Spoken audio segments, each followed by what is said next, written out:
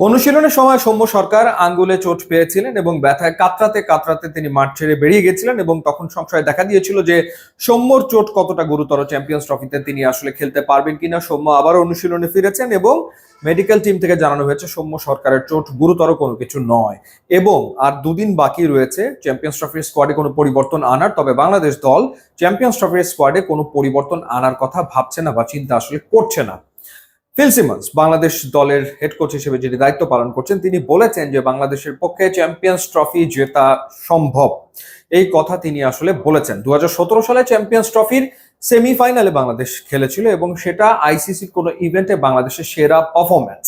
এবার জেতা সম্ভব বললেন কোচ, কিন্তু কথা হচ্ছে কি ধরনের প্রস্তুতি বাংলাদেশ নিচ্ছে চ্যাম্পিয়ন্স ট্রফিকে সামনে রেখে এবং অন্য দলগুলো কি ধরনের প্রস্তুতি নিচ্ছে।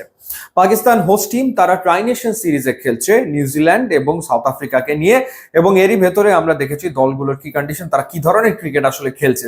300-র উপর রান হচ্ছে এবং সেই রান আর এক দল অনায়াসে টপকে যাচ্ছে, এই ধরনের পারফরমেন্স আসলে আমরা দেখতে পাচ্ছি। তো এই তিনটে দল তারা ট্রাই নেশন সিরিজে খেলে চ্যাম্পিয়ন্স ট্রফির প্রস্তুতি সেরে নিচ্ছে। ভারত এবং ইংল্যান্ড তারা দ্বিপাক্ষিক সিরিজ খেলছে, 3 ম্যাচের ওয়ানডে সিরিজ তারা খেলে চ্যাম্পিয়ন্স ট্রফির জন্য প্রস্তুতি সেরে নিচ্ছে। এরপর অস্ট্রেলিয়া শ্রীলঙ্কার সাথে টেস্ট সিরিজ শেষ করার পর দুটো ওয়ানডে ম্যাচ খেলবে এবং সেই দুটো ওয়ানডে ম্যাচ খেলার পর তারা চ্যাম্পিয়ন্স ট্রফিতে মাঠে নামবে।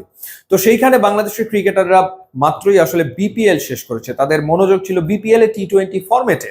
তো ফরম্যাটটা কিন্তু বদলে যাচ্ছে, টি20-র জায়গাতে ওয়ানডে ক্রিকেট খেলতে হবে এবং এই যে বদলে যাওয়াটা, এই বদলে যাওয়াটার সাথে মানিয়ে নিতে কিন্তু বাংলাদেশ দলের ডেফিনেটলি সময় লাগে, কিন্তু সেই দিকটার ব্যাপারে বিসিবি আসলে খুব একটা মনোযোগী হতে পারেনি, কারণ তাদের মনোযোগ ছিল একটা সফল বিপিএল আয়োজনের দিকে।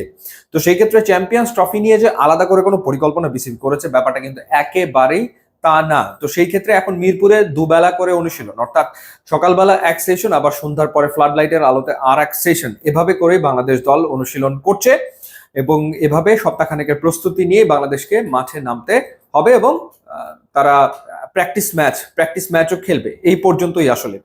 ওয়েস্ট ইন্ডিজের বিপক্ষে বাংলাদেশ যে ওয়ানডে সিরিজ খেলেছিল সবশেষ, সেই সিরিজের রেজাল্ট কি সেটা নিশ্চয়ই আপনাদের মনে আছে। সেই সিরিজে বাংলাদেশ কিন্তু আসলে হোয়াইট ওয়াশ হয়েছিল। ওয়ানডে ফরম্যাটে 3-0 সিরিজ হেরেছিল বাংলাদেশ ওয়েস্ট ইন্ডিজের মাটিতে। তারপর আবার টি20 সিরিজে গিয়ে বাংলাদেশ বাউন্স ব্যাক করে এবং ওয়েস্ট ইন্ডিজকে হারায়। তো ওয়ানডে ফরম্যাটে কিন্তু লাস্ট সিরিজটা বাংলাদেশের একেবারেই সুখকর হয়নি। তো সেই জায়গাটাতে বিপিএল শেষ করে এই কয়েকদিনের এই নেট সেশন করে আসলে চ্যাম্পিয়ন্স ট্রফিতে বাংলাদেশ জিতে যাবে, সেটা যদি হয়, সেটা হলে সেটা সত্যিকার অর্থে দারুণ দারুণ দারুণ ব্যাপার, অবিশ্বাস্য একটা ব্যাপার হবে, যেখানে অন্য টিমগুলো পুরো দমে আসলে প্রস্তুতি নিচ্ছে।